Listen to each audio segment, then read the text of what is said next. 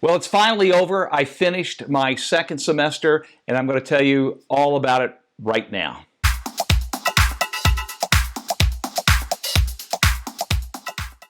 Hey, my name is Rick. I'm a PMHNP student and also a registered nurse working in the emergency department. And in this video, I'm going to talk about my second semester in PMHNP school. It was a challenging semester, to say the least, and I want to give you kind of a little rundown of what I encountered with it, my experience, and some of the things I learned going through the second semester. Now, let me caution you, I'm not going to talk about specific content such as drugs that I learned or things of that nature. What I am going to talk about is what I learned about going through NP school as a part of this second semester. And I'm going to pass that on to you so you can learn from it as well and know what to expect in your second semester of PMHNP school. All right, so I took 2 classes in the second semester. I want to talk about the first class, which was my health policy class. Now, this was a fairly straightforward class about health policy. It was about how healthcare regulations and legislation is made. We got a little bit specific into what is unique about my current state and so forth. This was a class that was very heavy in writing, very heavy in discussion posts. And if you're not sure what discussion posts are, in a lot of asynchronous NP school programs, such as the one I'm in, you spend a lot of time writing a discussion. It's like a mini term paper about one of the topics that you're assigned, and then you post it in a central discussion board. Then your classmates compose comments about what you have done, and you're doing the same thing with some of their posts. So this was a class that was very heavy in that type of curriculum, and we had a term paper that we had to write in the middle of it as well. So what did I learn in this class that will help me be a more successful student going through PMHNP school? Well, the main thing I learned in this class was how to be a very effective and efficient writer.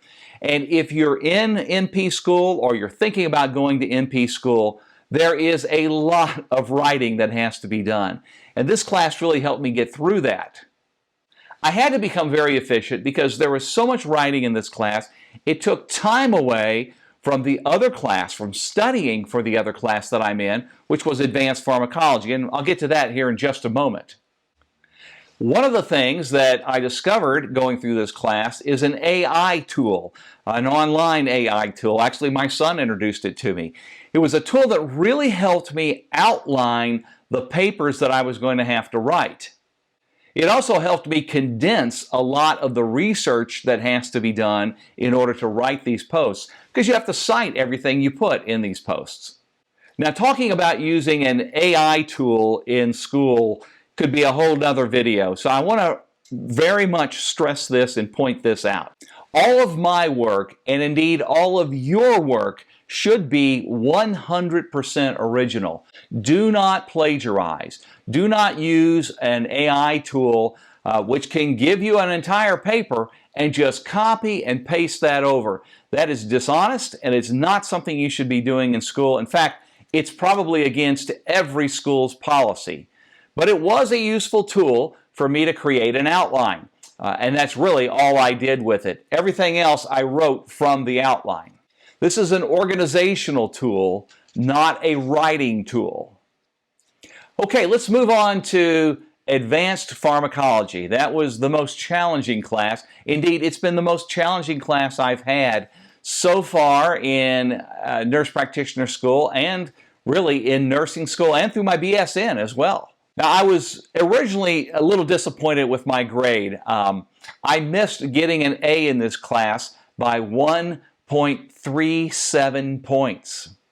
So I was really dreading this class. In nursing school, I did not do very well in it. I passed it and got the grade I needed to get to pass it, but I didn't feel like I learned a lot and really struggled with the outline of the class and just frankly memorizing all these drugs, all the interactions, all the side effects. Still, I got a pretty strong grade in this class. I passed, and I have heard that unfortunately some did not. So why do I think I didn't do better? Why do I think I did not get an A in this class? Well, there are two things that I realized that really impacted me in this class and maybe kept my grade down just a little bit. The first thing is that I spent a lot of time studying the mechanism of action, the interaction, and just really the pharmacokinetics behind each of the drugs that we covered in this class. And there were a lot of drugs. This was a foundational course for my nurse practitioner program, and it covered primarily drugs used in primary care. So there were a lot of questions on the final exam about specific doses for those drugs in primary care settings. So as you know, I am not going into primary care. I am not going to be treating earaches. I'm not going to be treating rashes. I'm not going to be treating sinusitis and primary care related things. So I did not spend a lot of time focusing on the dosage of those specific drugs. I did focus, however, on the mental health related drugs, since those are the drugs I'm going to be using more in my nurse practitioner practice. And I'm going to get a lot more training on those drugs in my psychiatric specific classes that are coming up over the next several semesters. So lessons learned for me in the Advanced Pharmacology class, in this second semester class that I took, is that I'm okay with not getting an A. I'm okay with how I did in the class, because it was a challenging class. And I got from the class the things that I wanted to get from the class, and I still passed, and I'm moving on. The other thing that I learned in the class was how to write a prescription. We actually had prescription writing tests, had 6 of them throughout the 13 weeks or so of the semester.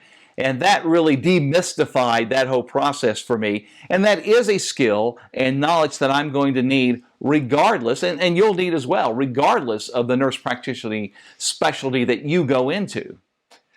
So what's next? Well, I have about a month here that I don't have any classes, waiting for the next semester to start. And the next semester is still going to be a foundational class. Advanced Assessments is what the class is called. I have a advanced role development class to take along with it, which I assume that's going to be similar to the health policy class in format and context as well. In between now and then, I've got some personal items that I've had to put aside during class. I'm going to take care of that. I'm picking up a few extra shifts in the emergency department. I even went and did an interview today with a psychiatric hospital for another PRN position that I feel like maybe next semester I can work a few extra shifts. Whole nother video will be coming about that if that's what really happens. Also, about every other day, I do 100 questions, 100 spaced repetition questions in my Picmonic app. I know that the next semester is going to continue to build on the knowledge I've had in the last 2 semesters. So I'm continuing to do those questions just to keep all of that knowledge kind of top of mind and keep it fresh, because I'll be using it again. So 2 semesters down, 5 more to go in my program, and I'm looking forward to getting started back into them. If you have any questions about anything I've talked about, please put them down in the comments. As you know, I read all of them and I will respond to those. If you want more about my experiences going through PMHNP school or nurse practitioner school in general, join our community. There's a link for that in the comments and in the description. Just click on that and you'll get a lot more information about what I'm doing, my experiences, much more than I can put in a series of videos. Hey, if you think it's appropriate, please like and subscribe and be a part of the channel, and I hope I see you in the next video.